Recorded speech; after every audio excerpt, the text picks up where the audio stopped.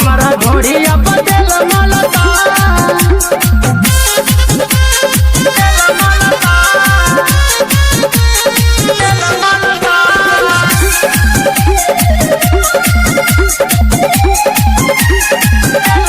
मीठी मीठी बात कोई देला हमसे भात देला भीतरी से आगा धधकाई करे हमारा के तंग रोज छुएला बदन राजा देवरा के कैसे हम मनाई ऊपर बिगड़ा लगतिया रे डरे धड़कत छतिया रे ऊपर बिगड़ा लगतिया रे डरे धड़कत छतिया रे जब मन करे तब चढ़ता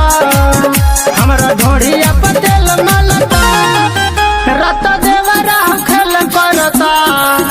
हमारा घोड़िया पटेल मलता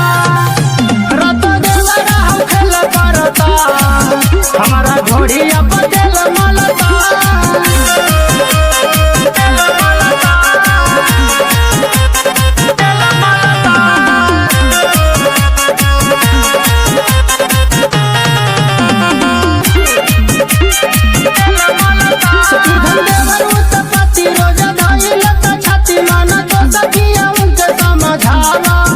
नहीं माने हमर बात रोज कोई चाहे घात राजा बहारा से घरे जल्दी आवा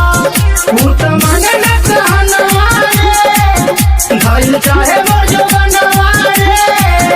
भूत माने न कहनवा रे धइल चाहे मोर जवनवा रे